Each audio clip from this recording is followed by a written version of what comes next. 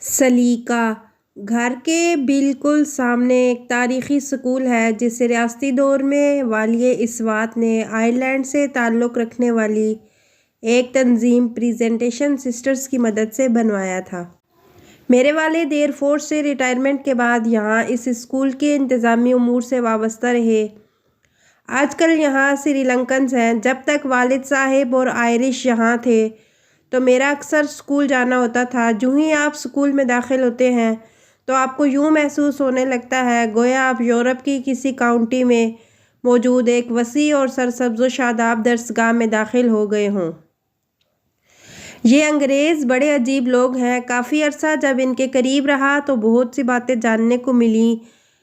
یہ لوگ کوئی بھی کام کرتے ہیں تو دو چیزوں کو بڑی اہمیت دیتے ہیں، سلیقہ اور لگن۔ ان کے کام میں ایسی نفاست ہوتی ہے کہ انسان حیران رہ جائے۔ یہاں پرنسپل سے لے کر نیچے کے عہدوں پر کام کرنے والی آئرش خواتین کو سسٹرز پکارا جاتا ہے۔ ایک مرتبہ میں نے پرنسپل کو میڈم کہہ دیا تو اپنی اینک کو ناک کے آخری سرے تک سرکا کر مجھے گھورا اور کہا کہ سسٹر کہنے میں کوئی مسئلہ ہے۔ بعد میں والد صاحب سے پتہ چلا کہ سسٹر کے علاوہ کسی بھی اور نام سے پکارنا ان کو ناگوار گزرتا ہے۔ اسکول میں کوئی سا کام بھی ہو رہا ہو، یہ ساتھ کھڑے کسی نہ کسی کام میں آپ کے ساتھ یوں مصروف رہتے ہیں کہ آپ کو یہ محسوس ہی نہیں ہوتا کہ صرف آپ ہی کام کر رہے ہیں۔ ایک مرتبہ اسکول کی ایک دیوار بنانی تھی۔ مقامی معمار کی خدمت لی گئی۔ ایک سسٹر آئی اور دیکھ کر سمجھ گئی کہ معمار صاحب بیمار ہیں۔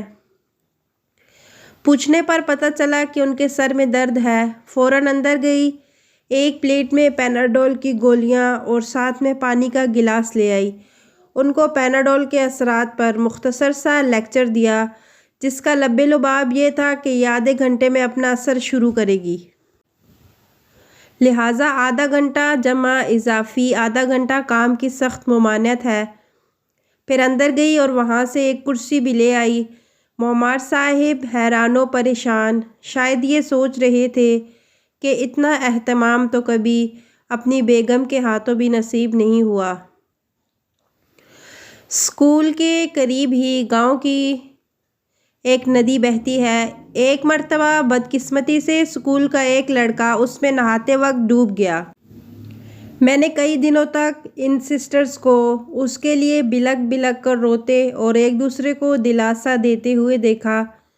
بڑی سسٹر تو اس قدر رنجیدہ ہو گئی تھیں کہ والد صاحب کو انہیں اپنے گھر لانا پڑا۔ ایک دن والد صاحب سے ان کی تنخواہوں کا پوچھا تو حیرت زدہ رہ گیا۔ اپنی تنخواہ وہ لوگ خود ایک مخصوص ضابطے سے مقرر کرتے تھے اور اسکول کے بقیہ آدھے مقامی اسٹاف سے ان کی تنخواہیں کم تھیں۔ ان کا پیپر ورک بہت شاندار ہوا کرتا تھا۔ بہت سلیقے سے ایک ایک چیز کی تفصیل طے کرتے تھے۔ ایک مرتبہ میں فارغ تھا تو ان کا ہاتھ بٹانے کے لیے وہاں چلا گیا۔ مجھے کچھ کاغذ دیے۔ ہم سب قالین پر بیٹھے اور وہ پہلے جزیات طے کرنے لگیں۔ میں پاکستانی عجلت پسند کی طرح بول اٹھا کہ سسٹر کام سادہ سا ہے، تفصیل کی ضرورت نہیں ہے، ہم ابھی نمٹائے دیتے ہیں۔ تو وہ سب ہنس پڑیں۔ بڑی سسٹر نے اس وقت جو بات کہی وہ بنا لکھے ہی میرے من پر ثبت ہو گئی۔ کہا کہ اشفاق کام کو کرنا نہیں ہے بلکہ کام کو خوبصورت بنانا ہے۔ سوچتا ہوں کہ ہم ایسے سلیقے سے کوسوں دور ہیں۔ سلیقہ سیکھ جائیں تو زندگی آسان ہو جائے گی۔ ایک اور بات، سسٹرز کو اکثر کوئی بات کرنا ہوتی تو وہ خود ہی پاس آتیں۔ کوئی ایسی بات بھی جو وہ دور سے آواز کی والیوم کو تھوڑا اونچا کر کے کہہ سکتی تھیں، لیکن وہ کام کے دوران محض اس بات سے بچنے کی خاطر کہ والیوم اونچا نہ ہو پاس آنا لازم سمجھتی تھیں۔ اس کا بھی پوچھا تھا ایک دن تو بتایا کہ کام کے دوران سکون کا ماحول برقرار رکھنا اتنا ہی ضروری ہے جتنا کہ کام۔ سلیقہ کیا ہی خوبصورت ادا ہے۔